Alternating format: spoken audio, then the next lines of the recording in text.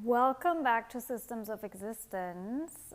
Oh my gosh, what a ride. I feel like where's time going? Pisces season is here, and clearly everything's just a wild ride and foggy dream. So much Pisces energy, and I thought, the best approach for the new moon that is tomorrow and everything that is lining up this week, we have to talk about the nature of reality and this realm. And I've invited a beautiful, amazing, such a gem of a guest, Barre from the AlfaVedic podcast. If you don't know the AlfaVedic podcast, there's just so much goodness there. Like literally, I've been binge listening to it for almost a year and a half or something. I don't even know. But the episodes that they have, you can go down deep rabbit holes, and obviously Bear and I also went into deep rabbit holes, about how this whole world works, the realm we're in. Are there things that are going against us? Do we have to fight enemies? Is it a frequency war? What is real? What is not real? What is a dream? What is not a dream? What is the state of our health, and has everything to do with that, and where is our power? So it's a very important episode for us to listen to plug into, to remember. And if you feel confused, lost about your path right now, it's a big week. We have Saturn with the Mercury yesterday. We have Saturn invisible in the sky. We have Mars stationing and moving forward after retrograde period since December. Venus stations retrograde on Sunday.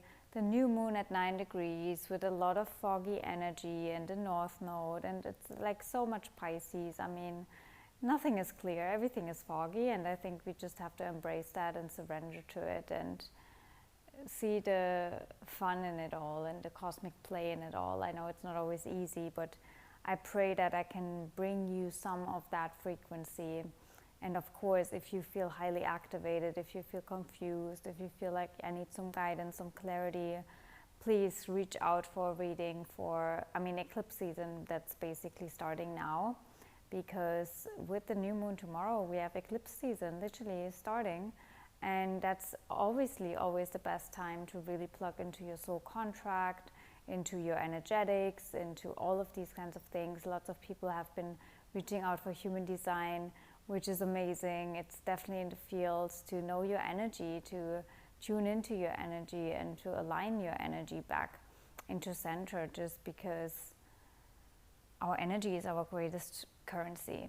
Literally, if you are magnetic in your energy field, you will attract exactly what you need for the path ahead, and life doesn't have to be such a struggle anymore.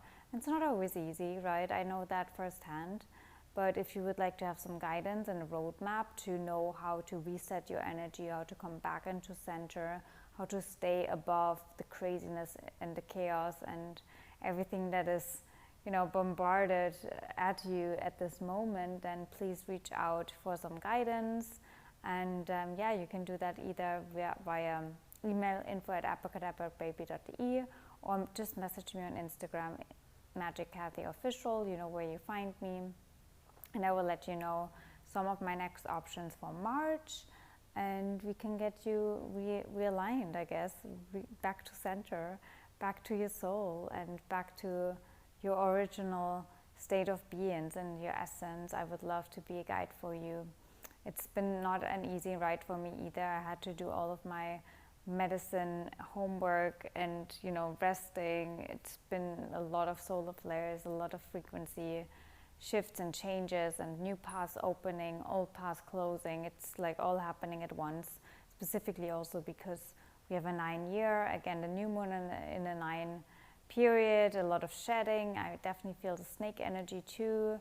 So I would love to hear what you are going through. So please feel free to reach out and also share your experience. I always love to hear how much these messages resonate with you, what you are navigating, and how we all are here together to figure it out in a way, to stay above water and to do the work that we came here to do, which is to be the highest vibration we can be, to illuminate the collective, to sprinkle in a little bit of light into someone's day, to make someone else's day, to smile at a stranger, to just let someone else know that they're not alone and that life actually is beautiful if we look at it from a different perspective, maybe sometimes.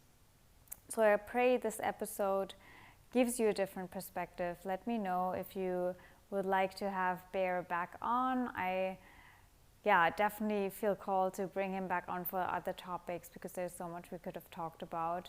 Also in regards to the Enneagram, human design, esoteric astrology, many different things, but also everything about Walter Russell and the electric universe. So let me know, and if you have any questions, reach out to me and let me know as well. Also, I would really appreciate if you would let me know if you would like to hear any specific things for me to talk about in a solo episode, if there's anything you would like to see on my Instagram again, because I feel like I'm in this transitional period and I don't know exactly what you would like to hear from me or see from me in terms of content, in terms of value. So just let me know. I would appreciate it. I will probably do a question on my Instagram so you can let me know, because for me it's really about how can I benefit you in the best way, guide you in the best way, and support you during this time in the best way. So if you would let me know, the projector that I am, that would make me so happy. Just jump over on Instagram and type it in the box if you see it in the story, or just message me privately if you feel called to. And without further ado, please enjoy this episode.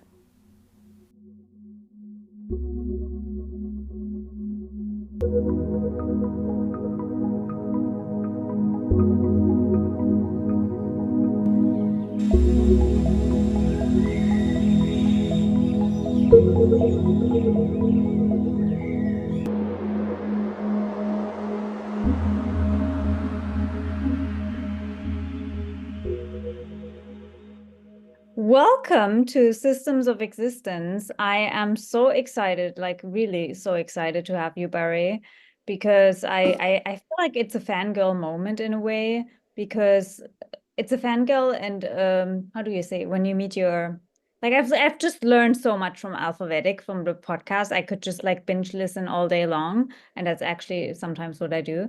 Not just because of the guests that you have, but also like just the last weekend I went into a rabbit hole of like the first episodes that you published, where you went into like Lyme disease and like cancer and like your own personal story. And I mean, there's so much to explore on AlfaVedic. Obviously, you also don't just do it yourself. You are also not just doing AlfaVedic. You also have a farm. You have so many different things, and that I would like to highlight or like put under the spotlight of. We have to create alternatives for the world, and you're on the forefront of it. So before I go too much into what I love the most and which topics, I'm going to give you the mic first and let you introduce yourself in whatever way, shape, or form you would like to get the audience to know you. Sure. Well, first off, Kathy, thanks so much for having me. Very honored to be with you. And I know we've been trying to make this happen for a while, so I appreciate your patience. You were contacting me, and I was right in the middle of farming, and then that led into harvest, and it gets pretty crazy, farm life, because you have to be flexible to just go wherever you're needed. Yesterday, I was in the river fixing our water pump, because we're off grid here and very remote and surrounded by wilderness, so we pump water out of the river. We have springs on the land, and so I was in freezing cold water because our river comes up subterranean. It's pure primal water. And so I had to go for a swim yesterday to get our pumps ready for the winter so we can make it through the season. So anyway, a little bit about my background, and I'll try to keep it short. I'm a jock by trade. I was an athlete, scholarship in college, and everything, always my life was surrounded around sports. And never really cracked a book, and I was very proud of it, because I was kind of rebellious against conventional education. But It's then the when I got in, system, you know. yeah, I just intuitively just resisted everything. But fortunately, I was a good athlete, so I had a scholarship to a lot of major colleges. And in college, I got kind of turned on academically because I was trying to up my game for my sports, and started really doing a lot of research into exercise physiology and nutrition and everything. This is like back in the 60s and early 70s before it was fashionable. And then I just decided, wow, it might be a good idea to actually go to med school and you know, really learn about the body. So I was forced to go into academics full scale, and worked in the conventional medical system and emergency medical services for about 5 years. And then through a turn of events and my own inclinations, I went back to school, went to four-year naturopathic college, and studied with an emphasis in Oriental medicine, Chinese medicine, and classical homeopathy. And because naturopaths weren't licensed in every state back then in the U.S., I afterwards went on to chiropractic college so I could get an alternative license because since I wasn't practicing in hospitals anymore, I had to just do a plan B, you know, so I could open a practice. And then did a lot of postdoctoral training with doctors in Germany, by the way, you know, in Ah, your home turf, okay. because they were the origins of the authentic bioterrain medicine. So I did a lot of studies there also with French physicians, and a lot of postdoctoral work and everything from osteopathy to more advanced studies in Chinese medicine, but mostly in later years, later years, starting about 40 years ago, I started really dabbling into light and sound therapies and understanding more the energetic consequences of medicine. And that's where a lot of my work has been ever since. And then you know, of course, we're working with herbal medicines and things. It's just one of the modalities in my practice over the years. So I decided to start growing them so I could really learn. And we're right now in the fourth incarnation of our off-grid farm in a different location. We've changed locations because we keep upgrading into pure spaces and you know, more space. And you know, I went into permaculture farming, and I have my laboratory where I make things out of medicines out of what I grow, and that brings us pretty much to present time. I love it. Yeah, I know you are in deep into medicine, but what I love the most is that you also just always say, I mean, I don't want to say always say, but you speak out something that I always felt too, where it's all just frequency. You know, you can say it's all placebo, not really, to a certain degree. We can talk about that, but you really feel the energetics and highlight to people the energetics, because that also makes them at the end of the day not dependent on a specific medication or a specific, Mhm. you know, I know you also work with flower essences and, you know, remedies and like even herbs. You know, people can get like very much addicted, or like they feel like they need it in order to survive, and to, because if you find a cure, you know, you feel like I need to have it in my life for the rest of my life, otherwise I'm screwed again, right? So that's also probably why you work with also sound and you know, frequency in general. We both love Walter Russell. We can talk about that too. So Mhm. can you explain to our audience a little bit better how that makes sense when everything is just frequency and, you know, the placebo effect and all of that? But why do we still use these tools? Like, you know, why do we still engage with, I want to say, plant medicine and medication in general? Like, why do we use these things if everything could be broken down to it's all just frequency and electricity? Yeah, excellent question, and one that I've asked myself over the years. You know, I did a little apprenticeship, which I won't get into too deep, but I was taken in under the wing, we'll say, by an indigenous healer who was, when I was in my early 30s, he was in his 90s, and he came from an authentic lineage of people that were chosen at birth to do the medicine, relative to their culture.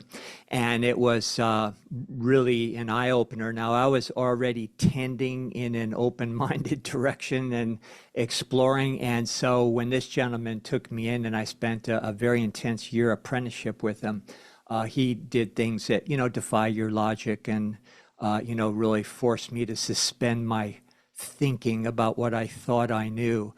And, he was also a very grounded individual. It wasn't like woo-woo or airy-fairy kind of thing. So that was really a foray into a different reality, we'll say. And at the certain point, working with him when he just bent my noodle for a 100th time, I said, Grandpa, why am I even doing what I'm doing, which is everything I learned in school, my practice. I had a private practice at the time.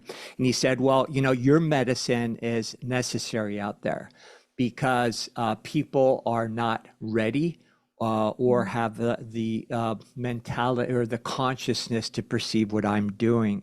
So you need to do what you're doing. And what it is it's a transitional tool in order to two-step our species into the reality of who we actually are.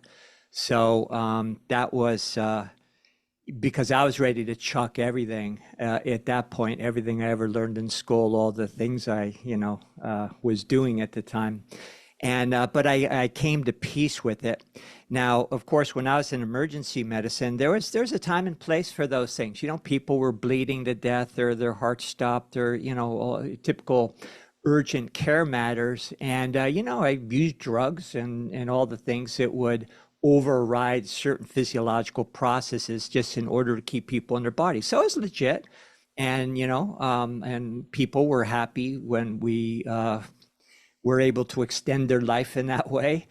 And similarly, going into what you'll call plant medicine and so forth.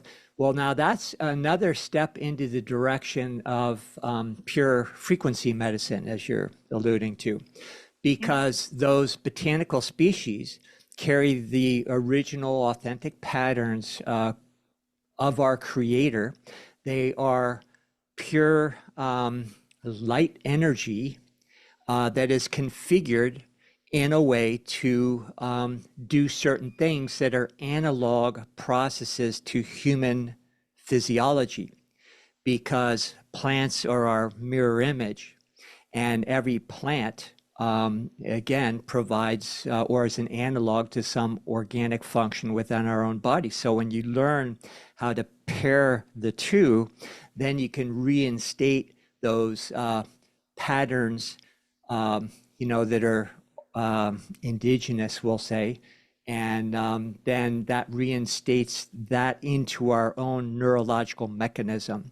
So it's still a very valuable modality. Now, when you get into more advanced types of plant medicine that the old alchemists talked about and did, and the things that I do to this day in my lab, and with some more advanced technological twist to them, now you're able to do even better things that are no different than working with pure sound and light, because those patterns provided by nature are informational fields conveyed by light. And our body, which operates exactly like plants, which means we derive our energy through photosynthesis, which would surprise most people. And photosynthesis, of course, is when plants take carbon dioxide, our exhaust, and then make oxygen out of it. But they do it in the presence of chlorophyll. Well, in the human photosynthetic physiology, we use melanin, and it does the same thing that photosynthesis does. And that means it disassociates hydrogen and oxygen from water to create energy. So just like plants, we create energy in our bodies direct from the atmosphere, and that is something that has escaped conventional science greatly. And that's also, I think, the biggest issue, and also the answer kind of to my question, I would say, because if we look into our environment, that's where we get screwed.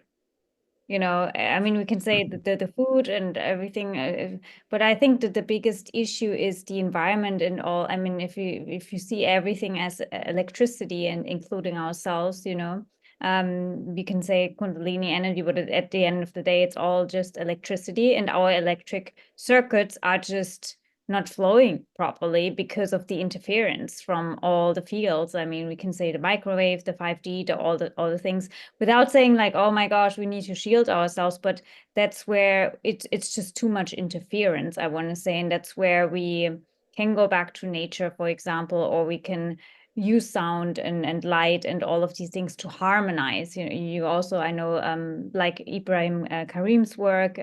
Me too. I'm actually wearing his necklace right there. So there are things to Um, harmonize our. Kathy, sorry, you froze up. I froze. You froze up for a second.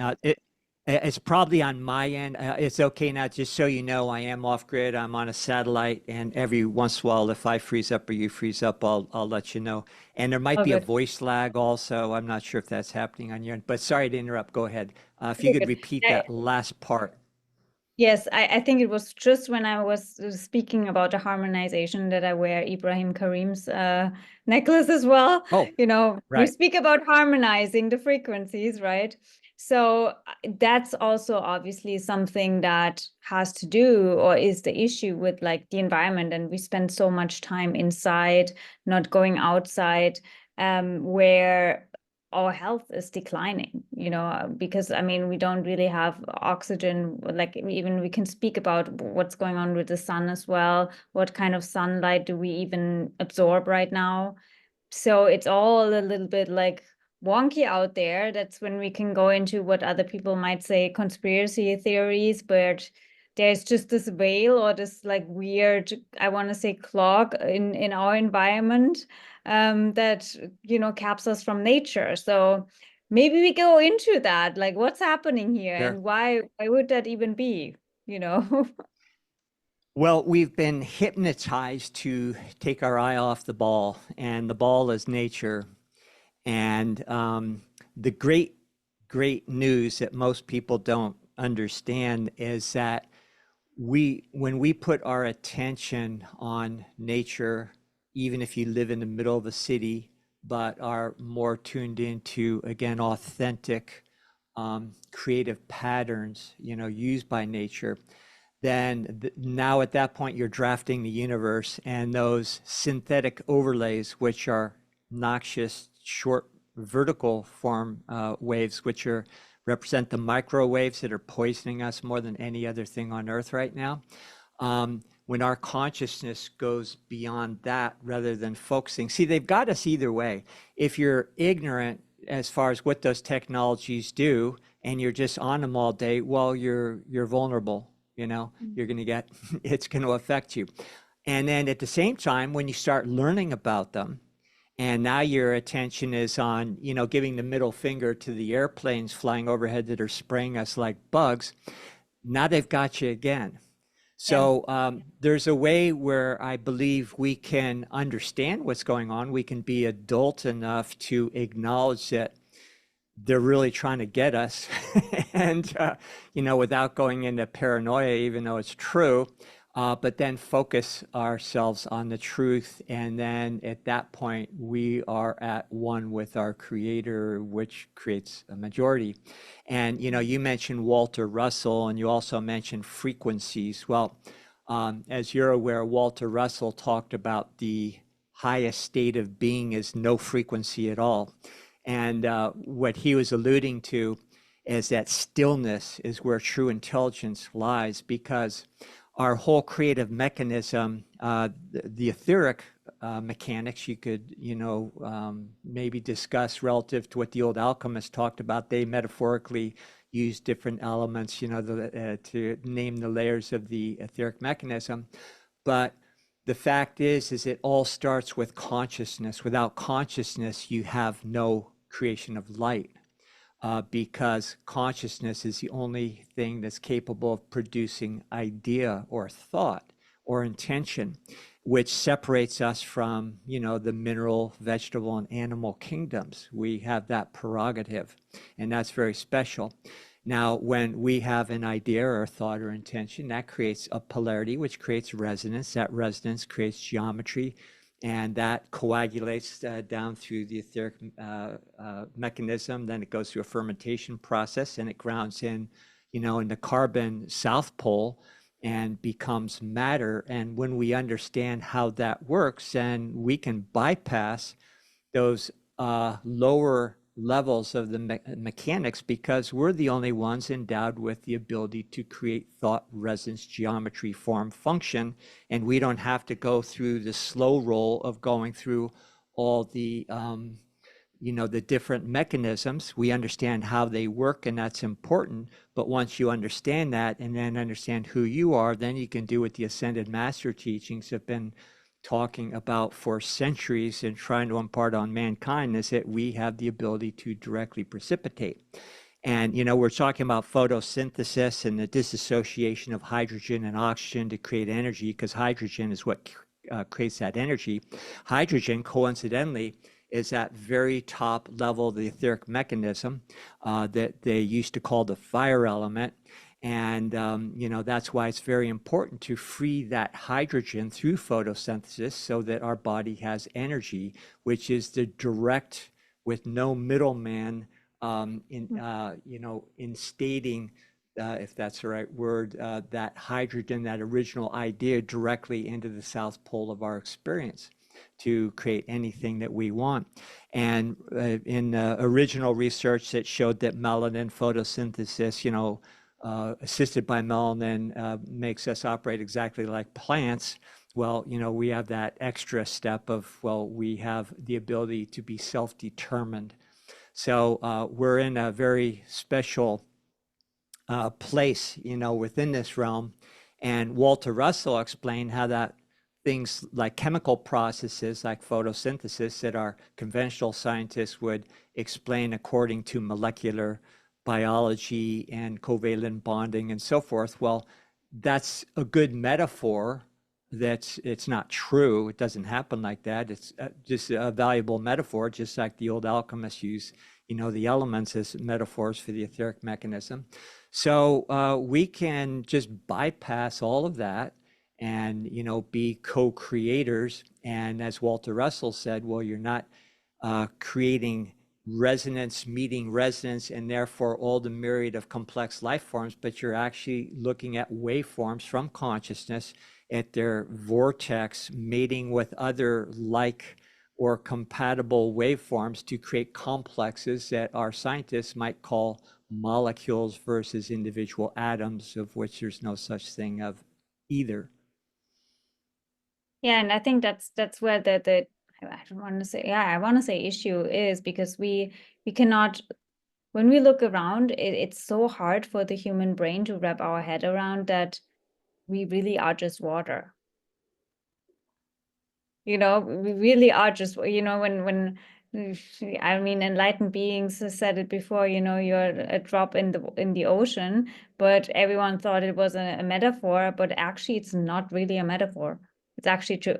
Like you are actually a droplet of water. And if we look at the water experiment and everything, we can speak to the water, speak an intention into the water. And in a way also, and I mean, that's why I love to work with sound and like with frequency tuning work, with the biofield and all of that, because it's really just about structuring your own inner water all the time, which also makes you then, flow in a specific way or not, right? If you go against the flow. But then it's also the question around, if we can speak that intention into our own waters, can we not really, at the end of the day, negate everything that is working against us? I want to say, it's like, say, like, I mean, yeah, like, let's just take an easy example, the microwave, where it doesn't harm us, where I can use the microwave, but it doesn't affect me. Absolutely. I can't disagree with that. I would prefer that we had Not organic technologies that actually nurtured us and promoted superconductivity in our neurology versus the opposite, which is impeding our neurology and destroying our neurology. And then, we wouldn't have to have our game face on all the time. It would sure be a lot easier. But, maybe it's purposeful and backing us into a corner where there's nowhere else to go. And I think that's where humanity is right now. Speaking about, the time that we even chose for our conversation today, I mean, I feel like this week, it's just, I don't know how I would love to hear how you feel about it, but I just feel like something is really going down this week. I mean, the recording is 11/11, so that's a special day anyways. And obviously we just came out of a very significant week for the United States. You are in the United States, but I feel like that was just not even the start of what's happening when Pluto finally moves into Aquarius also. And then we have a really jam-packed full moon with Uranus, and just like a lot of unexpected stuff, a lot of solar activities, if you follow that too. I would actually love for you, like your take on all the solar activities and solar storms, the solar flares, what's happening with the Earth as well, because I feel like there's definitely stuff happening in the atmosphere, and how that affects us actually.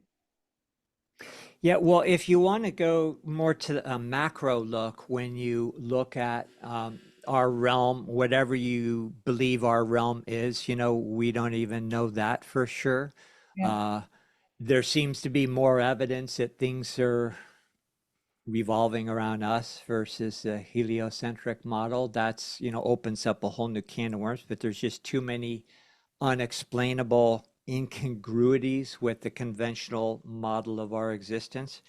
But either way, if you go, like, for instance, to the work of Rudolf Steiner, and look at the sky clock, we have a normal, flow one direction and then counter in another direction of that sky clock. The retrograde version of the sky clock that's countering the one that we pay more attention to, well, that is actually provoking, we'll say, larger cosmic events that affect the evolution of the entire realm and all of life upon it. And we are getting bombarded right now at this point with cosmic rays, which are, more significant, again, that are affecting our consciousness. And I firmly believe that a lot of the efforts by the predator class right now, with spraying the skies and injecting bad things into our bodies and all the poisoning our food and everything, that is an effort to shut down our bandwidth of perception so that we are not amenable to those cosmic rays coming in that would wake us up. Now, a bunch of us evidently came into this incarnation with a job to do and also with a memory. And I believe this because I compare notes with a lot of people all over the world, and we're kind of saying the same thing. And we are taking advantage of what we're being exposed to in the best of ways, and also in a way where those that resonance from the creator from this very special time that we're alive in right now are able to come through us. And just like water being a transmitting utility, and no coincidence that we're mostly water, then we are able, when we are open in our consciousness to bringing in those higher understandings, those cosmic energies, then we become a conduit and ground that into the realm itself that is going to go a long way to wake everybody up. And it's very necessary because there are tens of thousands of people just like us who have had many incarnations, come out the other side as realized, we'll just, for lack of a better term, say ascended beings. And without them being within that hierarchy of intelligence within our realm, life would not be possible because they are the conduits for higher intelligence that created this realm in the first place. And then they required those of us on the surface of the realm to, invite them to use us to raise the consciousness of the whole world. So, and that doesn't at all suggest that some people are more spiritual than others or less so. It just means that through personal choice, whatever reason. Some people want to stay asleep and other people don't. Some people want to be left alone and some people don't want to leave you alone. I actually just uploaded a video on Instagram where I spoke about this. Like, I just don't even like that we use the term spiritual or not spiritual, because we're all spirits. Like, how can you be more spiritual or not spiritual? We're all spirits. It's What's like, not spiritual? yeah, exactly. Like It everything is spiritual. Go back to Walter Russell. You have consciousness that creates resonance, it creates form and function in life and experience as we know it. So it all comes from spirit. We're all individualizations of the creator in order to, have that option to do it in the first place. So Yeah. yeah, there's nothing not spiritual. I agree with you. I don't like that terminology either. It's just like, yeah, going back to Walter Russell, it's like, is the consciousness right now in an awake, aware state or in a sleep state? And, the sleep state is important too, because it's also kind of like an experience for consciousness to just completely be blindsided and not know anything, right? And define sleep, define awake. Yeah, I don't yeah, even think we know which is which. yeah. I think we flipped it around, and we are actually right now obviously in a dream. Not obviously for everyone, but it's just like very, when we go into like sleep and what is sleep, was dreaming, what is inception, like all of these things. It's yeah, everything at the end of the day. I think you have a podcast, even the Upside Down Cosmos, which is not really about that, but everything is kind of like upside down, like the opposite as we've learned. I believe that to be true. Yeah, Yeah. absolutely. So, So go ahead. so we are obviously in this like transit. We chose to be here to be like the bridges in a way. Mhm. But what do you see is the great opportunity? Because I also feel like we are really on the threshold to some major changes. That's why we were probably really excited to experience this and to be, partaking in it. What do you see or sense coming, and where do you feel like we are headed towards as a collective? Also with all of the, I want to say the shit that's going down with like the, being exposed, like the mind control, the MK Ultra, like all of these things, the elephants finally coming out of the room. How is this all going to play out? What would you say? Well, it's going to play out as it is already begun to play out with a lot of us. Just to have this conversation, it means that you and I have just opened up to certain possibilities.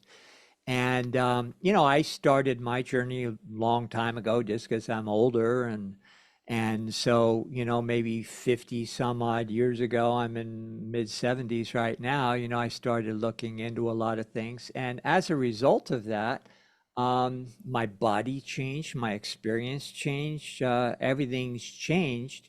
And in fact, I talk about my journey began in sports. Well, sports was very important to me because it's there that I first connected the dots. When I was doing serious training for high level competition, and especially in martial arts later on, because I became very seriously involved in that, you're able to see firsthand how doing certain things, certain practices, even on a physical level, make your body different. And then when you get really proficient, you are able to do things physically, athletically that you weren't able to do before. And also, as far as training, I found that once I set my yearly intention for, my training program for the coming season, my body started changing even before I had a chance to get out in the track and run and do all the other things. So I, start connecting those dots. So to answer your question, as a species, that's where we're going. We're going beyond a species that believes we need to consume our own environment, our own creations in order to thrive. A species that believes that we need to earn money in order to thrive. A species that believes that there is some kind of earthly authority that has the right to override our divine birthrights and tell us what to do. So those are all the things on the table. You know, I'm a political atheist, and I don't get involved in the political scene. However, I do look at this last election recently in the US as very significant. Yeah. Now, Trump is a mixed bag, um, but I believe he's less evil than the alternative, I and would maybe say not evil at all. he's playing the perfect role. Yeah. That's what I So, always, yeah. yeah. Now, if you understand in the US, and this will hopefully go into what your original question, was about, we have a political system that is a corporate, private structure.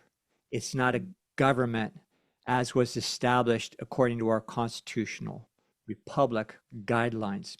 So when I go in and I vote for Trump or Kamala, it doesn't matter. It's none of my business. They are vying, they're being vetted to be the next CEO of US Incorporated. Yeah. Now, in that situation, a lot of people that understand that, they say, well, it's all a farce and everything. And I agree to a certain point. On the other hand, if you have a huge corporate structure that has garnished so much power because we gave it to them without even realizing it, and the people that are driving that corporate structure are aimed right at our heads and going to take us all out. And then I have the option of a Donald Trump who maybe has some nationalistic tendencies and maybe really wants to go back to sound money and, small businesses being left alone and less regulations. Maybe it's his own ulterior motives for his own business interests. Maybe he's playing a role in some other devious way. I don't know, but it's a good thing because people now all of a sudden are feeling a little breathing room. They're feeling that life is a little less ominous, and that is awakening the human spirit to all those other possibilities, which start with the right for self-determination. And that is why the United States is so special, not because of political reasons or superiority, relative to nation states. It's because of many people from countries throughout the world came here for a chance to do something different. And it wasn't just a melting pot where everybody comes here. My ancestors came here not that long ago. I have dual citizenship with Italy. So my immediate ancestors are Italian. My mom's also got part of her ancestry from Peru. But the point is they came here to escape communism and fascism in Europe and so forth. And when they came here, they were very patriotic immediately because they couldn't believe that they lived in a place where they could start a business. They had to work hard. They had to take a lot of flack. They're called pejoratives because they looked and sounded different than the people that were here before them. But they just went to work and in a single generation realized the American dream and become very patriotic. And so we all shared this national heritage of we came here to be free and to support each other in being free and actually being willing to put on a suit and die for each other's freedoms. Now, that doesn't mean what our military has come to be known as far as the world's policemen. It wasn't originally like that. So, this is a special time in the US, and I believe it's spreading throughout Europe. As you're aware, there are many other leaders that are following suit. And one thing will lead to another where eventually we will be taken off the financial slave plantation and all the things that we've been suffering through, at least through my lifetime. And we've been shouting, some of us from the rooftops, that, everything's a big scam, especially our money system. So, Yes. there is a time in all the way up until the later 1800s, early 1900s, where there's inner retreats. Now the action is out here for our so-called spiritual training. But in these inner retreats in bygone times, they invite you in when you had a accumulation of light to a certain extent. And then you were brought in for further teaching. The first thing you had to learn were the ways of the world. You had to learn the financial system, the political system. You had to learn medicine. And their whole thing was, even though it's upside down and ignorant compared to the way the universe really works, if you don't know those ways of the world, then you are going to be vulnerable to them and more vulnerable to the hypnosis. So, so I look at the political system and everything that's just happened as part of that journey. We are all having the truth exposed to us as far as how we've been manipulated, mind controlled, and abused, biologically abused, psychologically abused on every level. And so a lot of people are going to have to go through those stages of recognition, which include anger, disillusionment, and so forth. I went through all those. I just started my early journey, early enough so that I'm over it and I can just get on with business. You have processed enough anger in the gym. Yeah. And fortunately, when I was learning a lot of this, I was full-time, full contact fighting in our martial arts world. And I had a good vehicle to, as a young man with a lot of testosterone, I had a healthy outlet to just release all the, that aggression and all those things. And then you realize it really has nothing to do with anything in the first place. So we're in the midst of a big spiritual awakening, and don't minimize, I'm just saying in general, we shouldn't minimize the import of everything that we're seeing happening right now. That aside, because of these larger macro changes in our entire realm, the veils are thin. And I don't know about you, but a lot of us are walking around saying, well, things don't even look real anymore.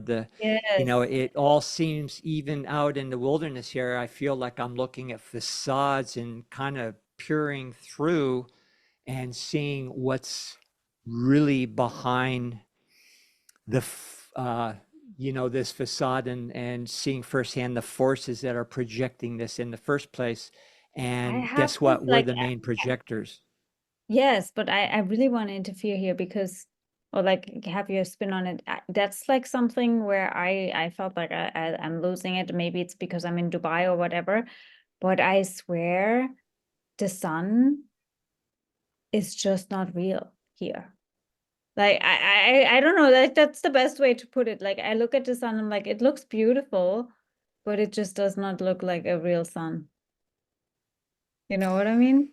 Yeah. And that's a shift in consciousness, which also, when you have a species that is collectively reaching a critical mass of that shift in consciousness, that in turn changes the reality of our entire realm and will make us see things differently and experience things differently. We're talking about sleep and being awake, so-called, earlier. Well, when we're awake, we're, most of us, largely in our linear thought processes that are a byproduct of early conditioning. And so when we're evaluating something that we're, sensing with any of our sensory apparatus or some experience, then that incoming information must, by necessity, be interpreted by our preconceived indoctrinations. Yeah. And then it also has to go into a linear time cause and effect sequence.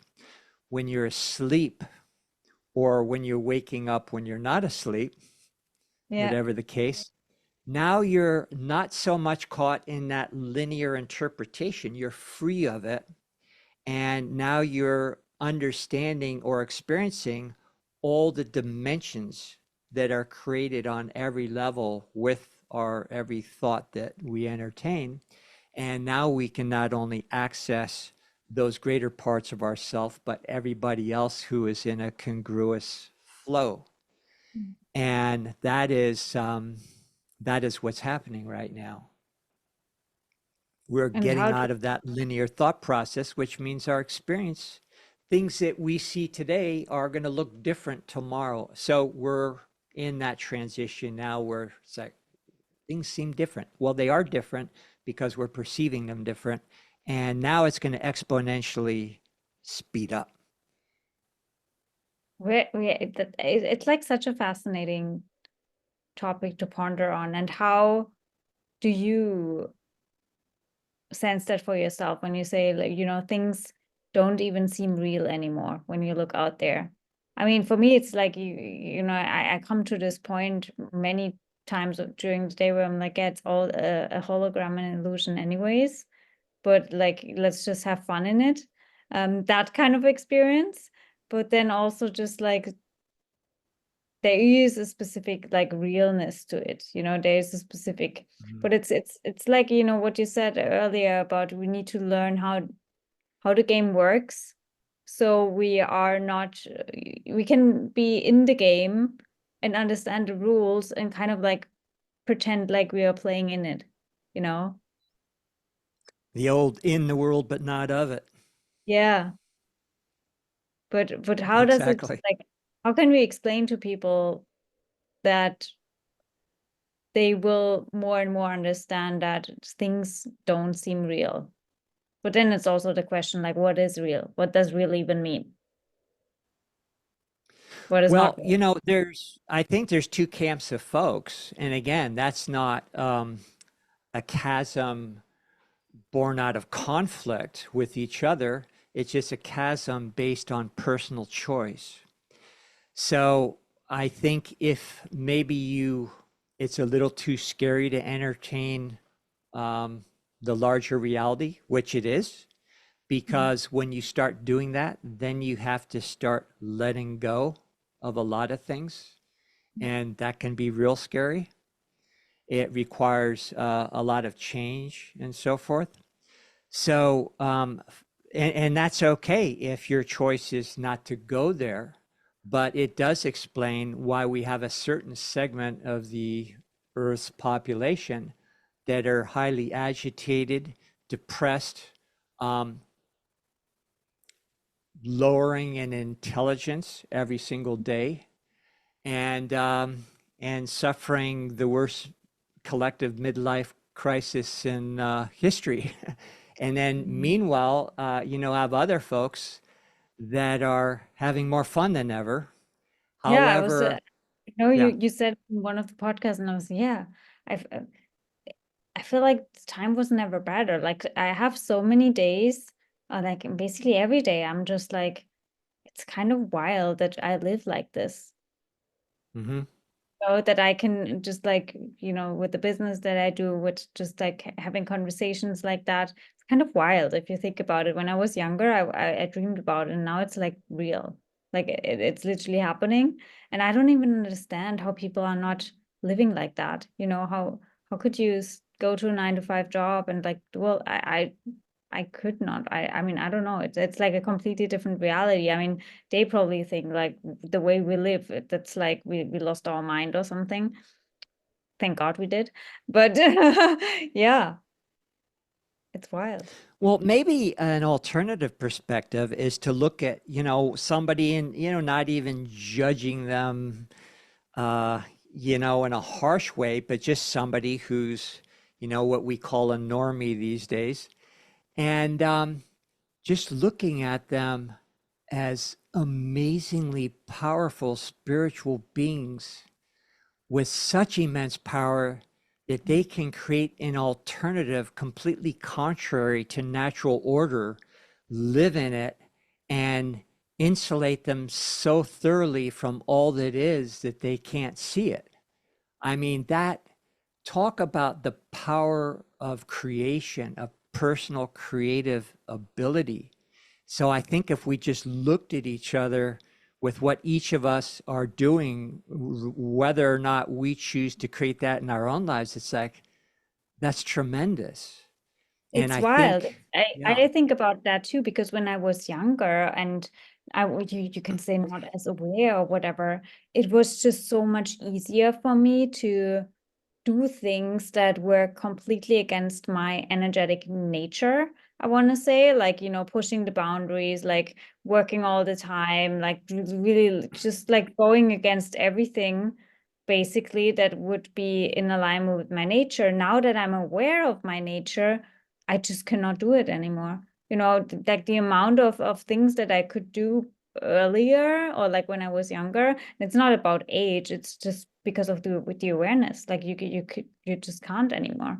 And then if I look at my parents, for example, my dad, it's like pushing the boundaries, like working like a crazy person, really against his energy and all of that. But yeah, he can still do that in a way. I couldn't, we Mhm. both couldn't. Like it's like you would all of a sudden start, I don't know, eating junk food and fast food all the time.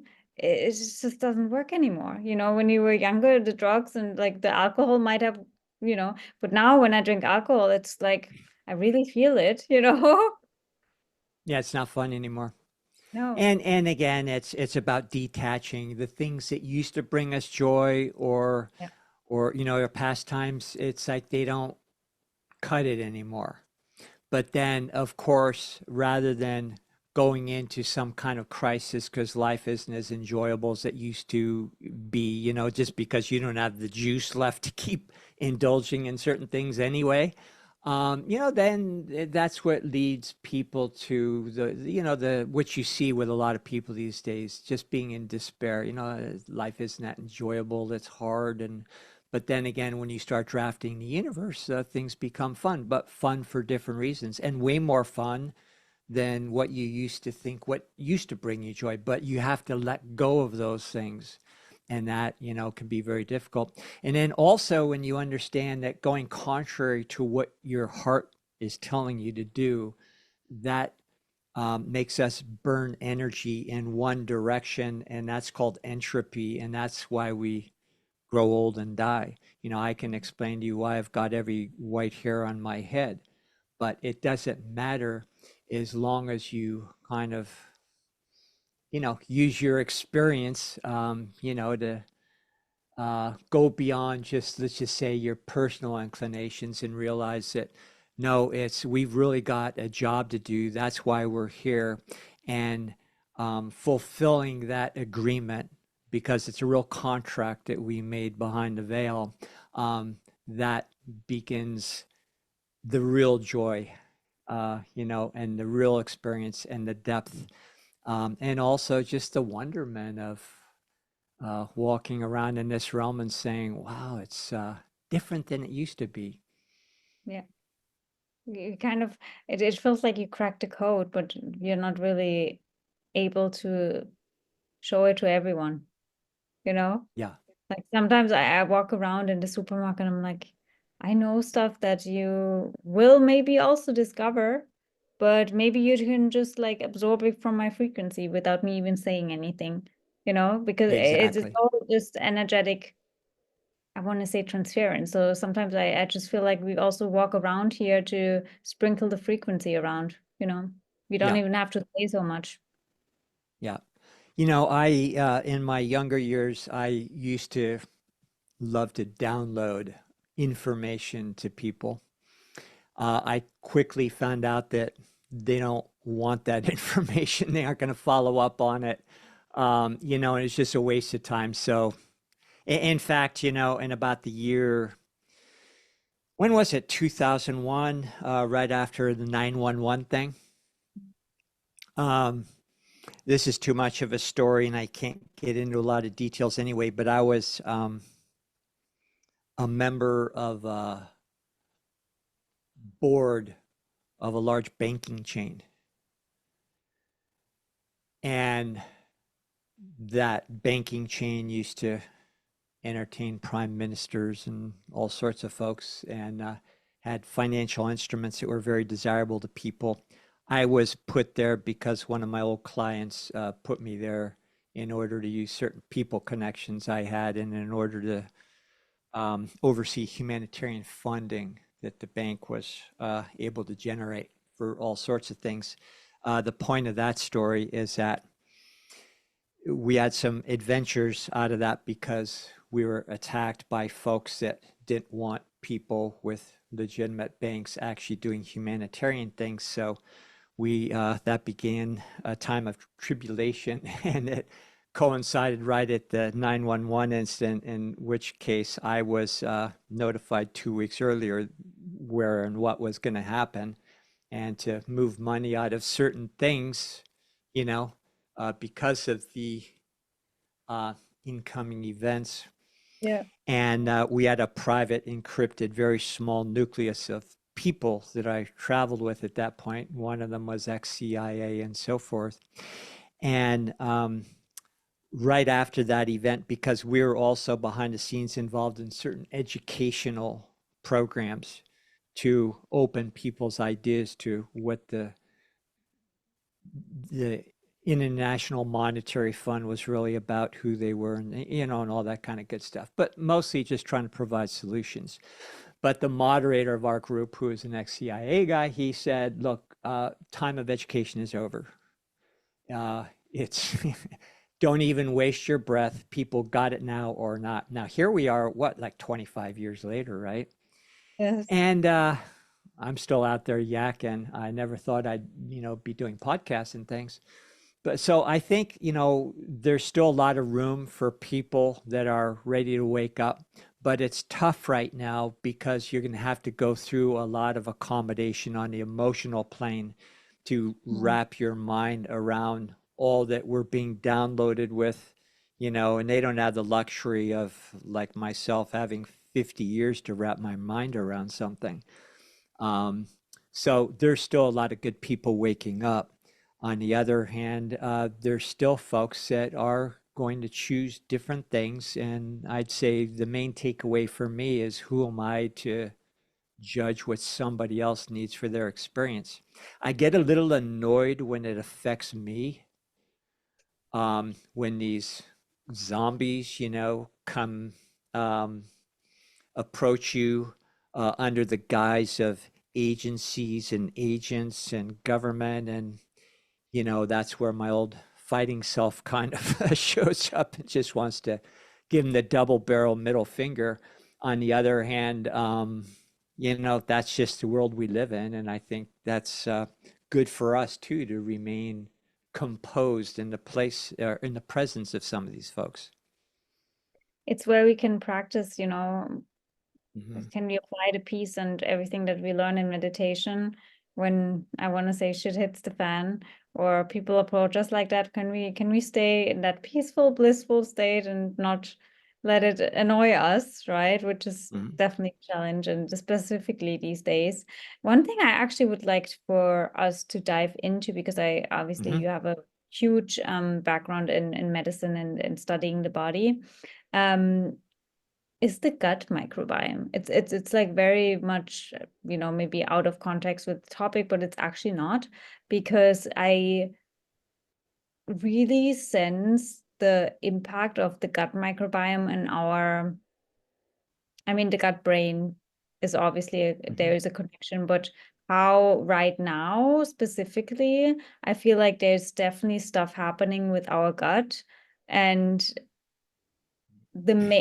yes, we are influenced with the brain and like with all of that, but I sense we are more influenced with the gut, if that makes sense. Mhm. Well, the gut is, what some people term the second brain, It's the and primary that's well brain. founded. What's that? The primary brain, I would say. It really Oh, drives right, impulses right. and everything. Yeah, it's wild. Well, if you understand the human body, we have the neurological pole and the metabolic pole. And this understanding really requires a comprehension of the sky clock again, because the sky clock is raining down this resonance all the time. and 12 different factions, and there's a reason for that, and the reason why our organ systems follow suit with the same numbers and processes and so forth. But that energy, that resonance, which is informational fields, which is no different than the informational fields that are allowing us to have this conversation on an electronic box right now, those informational fields come down through the neurological pole. But then the neurological pole creates, in order to impart that information to our body, requires events at the neuromuscular junction. In other words, neurotransmitters are produced, and then when they do their job, they dissipate. They are literally evaporated or degraded. So it's like a death process. So it's the first part of that dipole, or that toroidal field, we could call it. And the reason why this is significant is because the gut brain operates on that neurology. And that neurology is significant because it's contiguous with the outer ecosystem, where all that emanates from in the first place. You have the bacteria in the soil that are communicating with the bacteria in our gut through direct resonance, and that's pure intelligence. And now at the same time, we have things that are being done to our biology, things that we're being exposed to, that are affecting the metabolic pole. That metabolic pole is all the organic processes, the physiology that is created through our organ systems. That now takes that information that is like a little mini death process and brings it back to life through metabolism. Now, what's happening is that metabolism, in being poisoned, is in turn not able to regenerate the neurological pole itself. So our neurology, as well as our ability to process through our neurology, and our neurology originally was created to be superconductive. That means there's a direct transmission of energy with no loss, which means there's no time or need to replenish the energy. It becomes self-regenerating at that point. So with this interplay between the two poles, if that metabolic pole is being destroyed, then the neurological pole is as well, including our gut biome that is, being affected because it's part of that neurological half of our being. And that affects our ability to receive resonance efficiently, let alone in a superconductive fashion that would allow us to be privy to all knowledge everywhere at any time, which means you don't have to open up a book, you receive it directly, because all information is in those akashics, which are accessible to us all the time. But of course, just like the fabrication of a species of exchange like money that you think you need, we also have been taught that you need certain people to be middlemen for our spiritual health, or that we need, foodstuffs in plentiful supply in order to supply our energy, when in fact we get all that directly.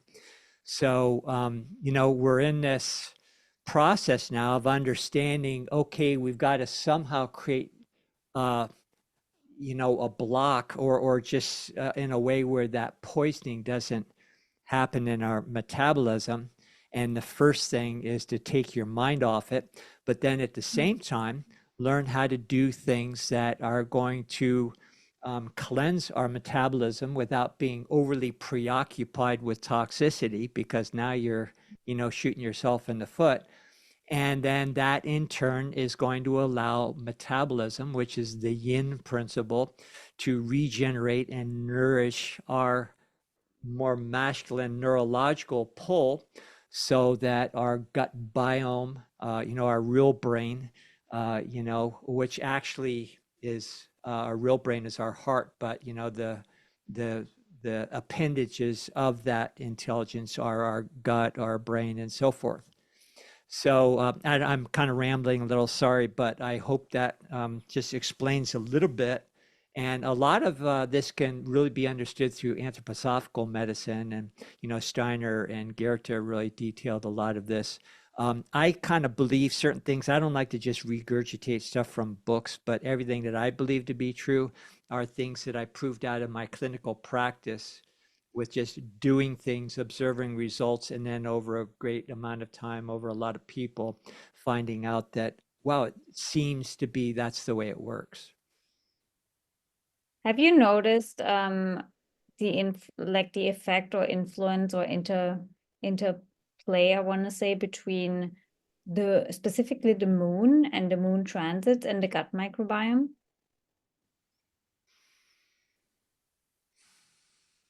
Yeah. So what's the moon in your opinion? I mean, that's a whole nother conversation right there. But just like I obviously I work with astrology, so I track the moon's transits, and like the moon obviously is the fastest changing object, we can say. Fluctuates the most, is connected to our emotions, and obviously has a huge effect on also the financial system, just the emotions of humans. But I see it mostly because of its connection to the gut microbiome. And also, like, with women, for example, it was always said when a woman has her moon, she is more susceptible for catching an illness because the immune system is weaker, for example. Mm-hmm. Mm-hmm. Yeah. I have a lot of thoughts on that. Where to begin? And I asked, what do you think the moon is? Because I have I believe it's a living intelligence. It's a Yeah. plasma field, probably not a solid object.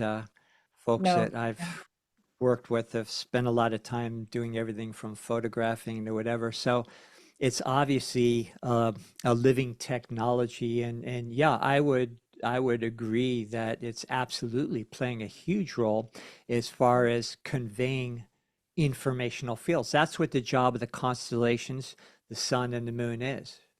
Yeah. And if you look at the sun and moon, the yin yang, and you look at the moon, um, you know, being more akin to those yin forces, we'll say, it makes real sense why, women used to all, menstruate at the same time and so forth. And, for many years, when I helped a lot of women recover their endocrine health, it required me to, over a period of months, work with them in certain ways because a lot of, especially like menopausal and even women still in their, menstruating years, just having all sorts of difficulties. So the first thing we do, and even postmenopausal women, we'd duplicate the cycles, the natural moon cycles in their body. So I have a little chart, that I would give to them. And, it had all the phases of the moon, 28 days. And then we would have certain things on certain days that they had to take according to the phase of the moon and everything. So we weren't just using plant medicines and other substances in order to try to override problems. We were really doing is syncing them back up with those natural substances that would provide the patterns at the exact time of the moon cycles in order to bring them back into normal function. And, just magic happened. It takes a little bit of coaxing and training, just like an athlete in training. You have to go through the ropes, but it would absolutely work. So, yeah, I became a big believer in understanding how not just our external environment, but even the stuff going on above our heads has a huge, huge, effect on us. And, in the practice of acupuncture, what you understand is the larger meridian systems are those conduits that are supposed to be seamless with the natural cycles outside. And when there's a break in that continuity, say you live in a city, you spend your time indoors and electronics and everything, well, you sever that connection and you get out of sync. That's where all our problems begin, including not even being able to think coherently anymore. Yes, but obviously, to go back to the original question, it's more like Uh-huh. how do I put that? Are we influenced by the moon in that sense? Like the most, specifically also with the gut microbiome and what's going on, like even I don't want to say that, yeah, it's probably not even mind control, it's gut control. Well, think of it as a technology where it's an electrical system. The moon and the sun and the constellations are conductors. They Yeah. have the informational fields that are conducted to us. Now, there are main energy informational fields that come from the sun and moon, I believe. And then Yeah. those are modified, which would be, the next step in a electrical system, which is induction. It's a modification of those informational fields, so it's stepped down or appropriated for whatever the needs are on the ground. And then you have the capacitors that receive that stuff, at the South Pole, which are the minerals and things, which is why they're important for our body. So, yeah, I don't know if I'm answering your question, but I believe the sun and the moon are just the yin and the yang, and both equally important as far as conveying those informational fields to us. Okay, yeah. Yeah, I agree with you. I was just wondering if you, as working with people and like observing correlations, maybe if you noticed some patterns there, Oh, because absolutely. Certain times of the month, you definitely. I connected these dots when I was in emergency medicine, and anybody in ER work, they're going to tell you that people are, uh-oh, it's full moon. You come on for a shift, and it's like, people are going to be going bat crazy and everything. So, everybody acknowledges that it has an effect. Um, so if you look at as far as a yin and a yang, the moon being more the yin, being more that emotional nature. And if people are not together on other levels, then it brings out the crazies in people, which is emotions ungoverned by some kind of rationalization or rationality, we should say. yeah, So, yeah. Um, where the term lunatic comes from. And does that then mhm. explain why it also has such a huge effect on immunity?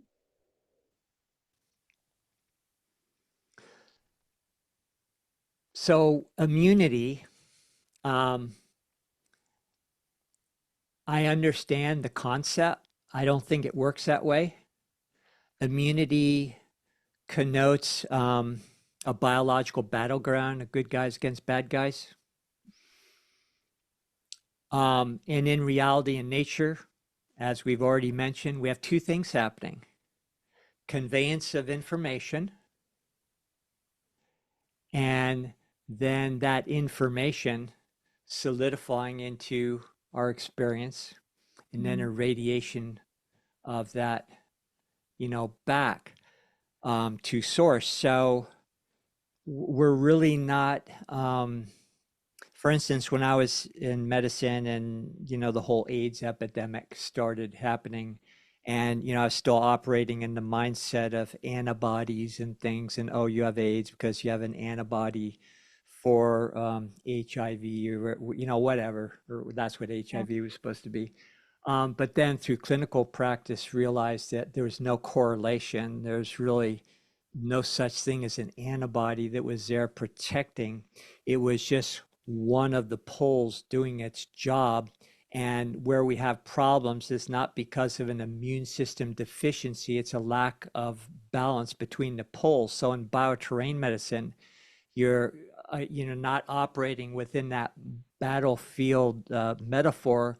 You're operating on balance and looking what the two poles do, and then understanding how to bring that into balance. So, sorry, your original question now, immunity, are you saying how that the moon cycles and things affect your immunity? Yeah.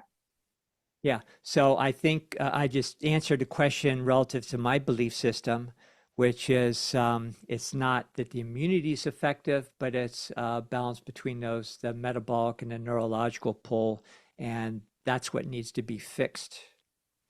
Yeah, which makes a lot of sense if you see it from that perspective, because you know, again, going back to, I'm just like taking women as an example here. I mean, obviously it applies to men as well, but women also used to, when they really worked in sync with their moon cycle, you know, you have those phases where in a specific phase of your cycle, you just more, you need more to rest more, or you need more sleep, or you better exercise around that time of the month because of, you know, it's better for you.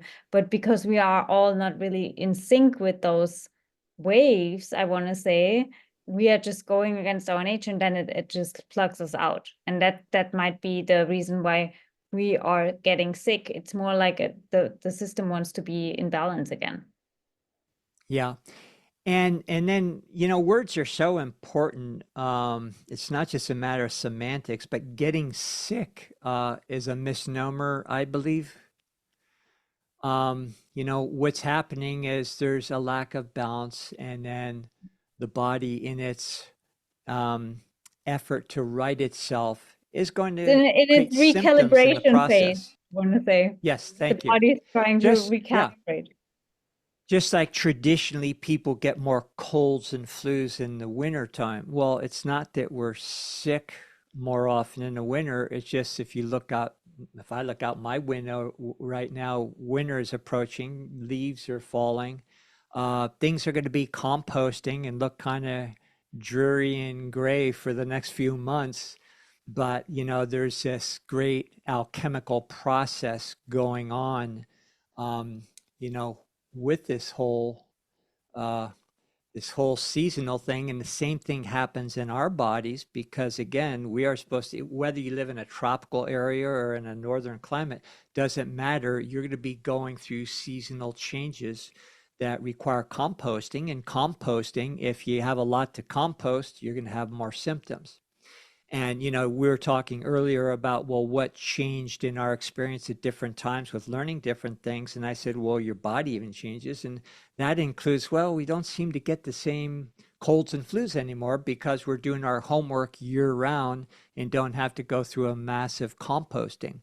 Now that we're being sprayed more frequently and inundated more with microwaves and things, I think a lot of us feel the effects of that, but then we do other extraordinary things that maybe we wouldn't have had to have done in other times, just in order to maintain that purity within the body, again, without becoming overly obsessive about it. Yeah, it's just part of your hygiene now, Yeah, you know. exactly.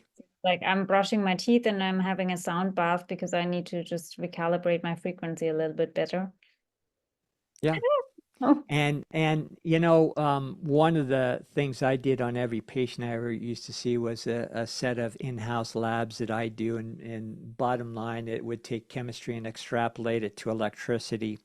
And so we're able to understand really how the body works in that way and treat the body in a whole different way when you look at it under an electrical lens, we'll say. And that's also allowed us to see that the body is really not nurtured just with physical foodstuffs and things.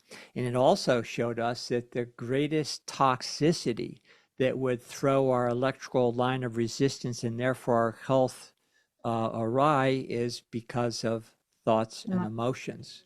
yeah. So much greater than anything we could possibly put in our mouth. Yeah. Yeah, it's true. You literally hypnotize or influence your cells, right? All day Mm-hmm. long. And Yeah. that's the biggest poison when we try to find a devil outside. It's really not. It's always what I like to say, the matrix inside has to die because it makes you Yeah. sick. Yeah. And that's why the wonder drug of our age, antibiotics, was created, because they knew a long time ago we didn't need antibiotics, but it would be very profitable and also a way to control our mentality, because it would keep us in that paradigm of sick and then some drug getting us better. And then going back to the gut biome, the first thing that happens with antibiotics is we kill all those little um, co-workers in there, you know, and that's the beginning of the end of our gut biome, our intelligence, and everything else. So I've been exposed to some folks and some experiences where I've come to understand that there are no coincidences, and it's not like some people at some level of the hierarchy of the AMA or whatever just said, oh, oops, we got it wrong. No, it was purposeful. It was to poison us. It was to control us. And it was for population control, period. That's just the way it is. I love that you bring up antibiotics, because I feel like they have been like the biggest fucking devil, if you want to say, in my Mm-hmm. life when I was younger. Mm-hmm. It was not a vaccine or whatever. I wasn't really, vaccinated anyways as a child, but still, like antibiotics, the amount of times I needed to take them and how it screwed me up, it's wild. Yeah. It's really And wild. the most poisonous thing about them is we develop this mindset that we need those to get well. So it divorces us from our innate abilities, and that's the biggest crime. And then, a side effect is, oh yeah, by the way, you're killing yourself at the same time. Yeah, I mean, if I would say if you have taken them a few times, then at some point you kind of need them because you don't have any other helpers inside of you anymore, or you need to They can rebuild them. be cultivated back, but Yeah, it's a yeah. slow process, If you very know slow. how, and as a Yeah, child you obviously don't, right? yeah, exactly, exactly. Which is Oh also yeah, I that was, yeah. probably when I went into all of that, I was like so shocked in a way that doctors would not educate you how to properly like nourish your gut microbiome afterwards. If you really understand what antibiotics do, then the next thing in the conversation with the doctor should be like, okay, and then afterwards, like XYZ you need to do to cultivate your microbiome back again. Well, they're ignorant of that that's even a reality. They aren't taught that. And then simultaneously, now I went through some good indoctrination when I was at Stanford. And you just, it's like you're in awe of like, wow, I'm in this esteemed institution and they know everything and they have billions of dollars, to do anything they want, and all these amazing facilities and technologies. And so you come out of that indoctrination. It's real indoctrination because number one, they don't just give you an inordinate amount of information to absorb, but they do it under adverse conditions. They make you sleep deprived. They stress you out to the max. It's true MK Ultra mind control.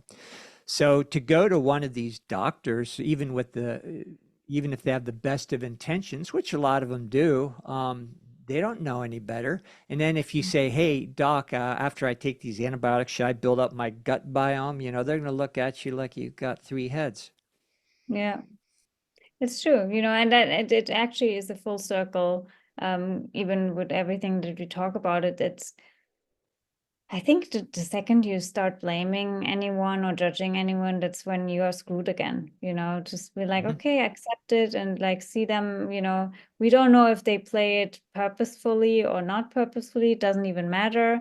We don't even have to think about it. It's just like see them as they are and then like, okay, you play that part and I know better for myself. And Yeah, that's my part, right. Now, which, I was a child in the 50s yeah. and I was exposed to everything, just horrible mercury fillings and that were totally unnecessary, and vaccines, which were very moderate compared to today, but they're still bad. Mm.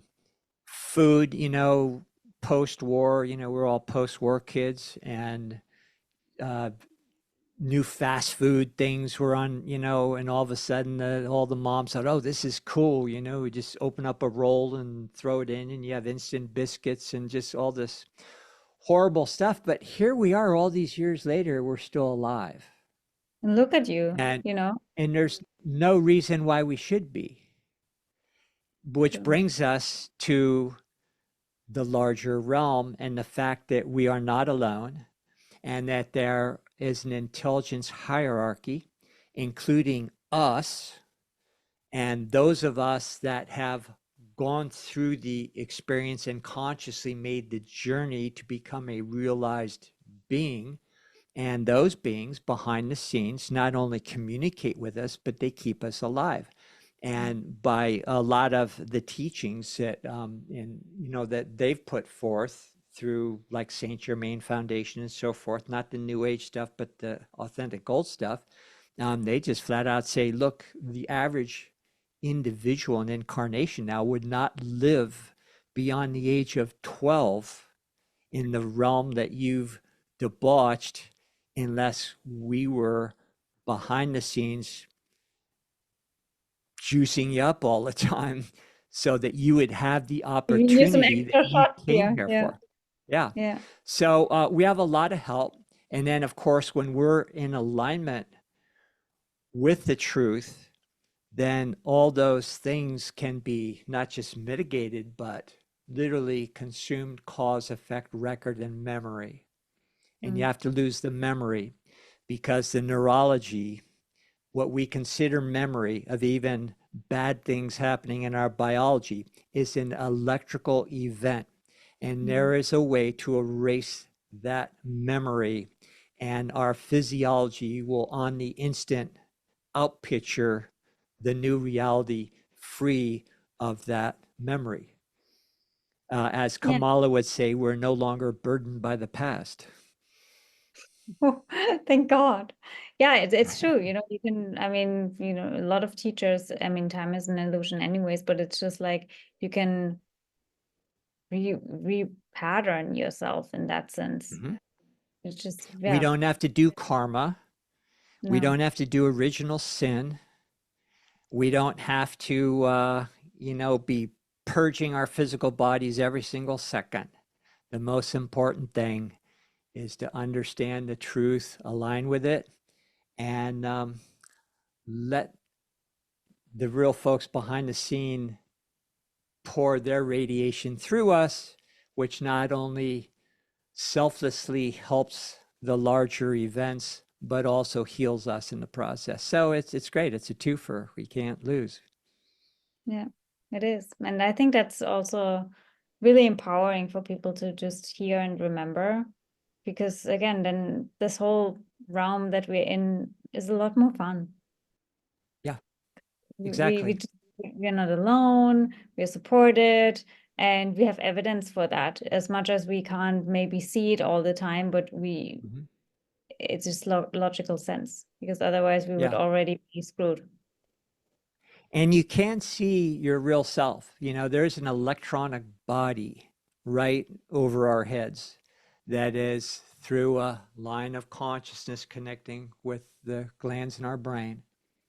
And that thread is goes through all of our experience. It's a prism and then outpictures our body relative to those overlays that we've created ourselves.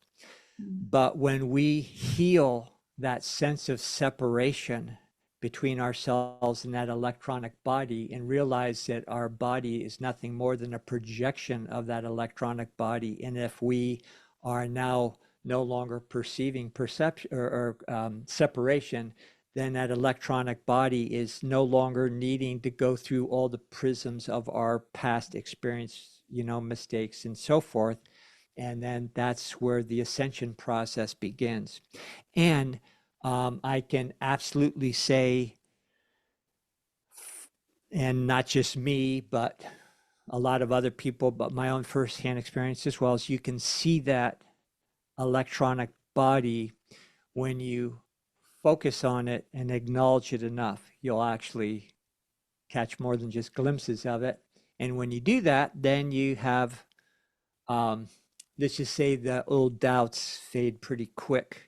And you also understand that this vehicle, our biology, is not who we are, it's a projection of who we are. And what we're here to do is to, heal that separation. And also, reunite our heart and our mind, because the heart and mind are not supposed to be separate. They're a single unit.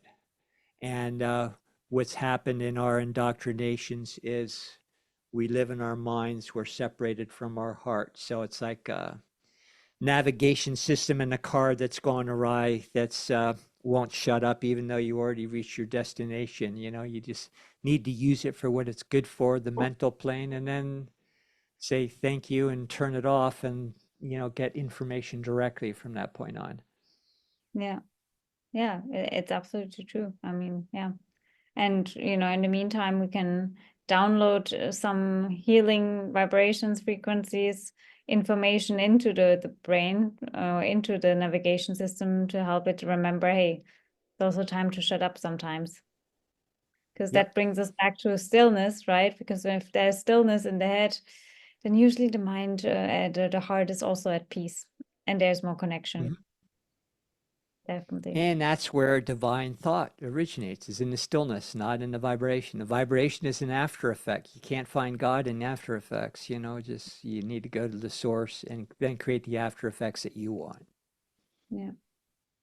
All right, Barry, that was an amazing conversation. I love all the angles that we went. I mean, we could probably go on into many other angles, but I feel like people want to digest first, as I like to say, and then probably, hopefully, also go and stalk you and catch up on all the AlfaVedic episodes that you have as well, all the interviews. Do you plan to do more solo episodes? I like your solo episodes as well, I have to say.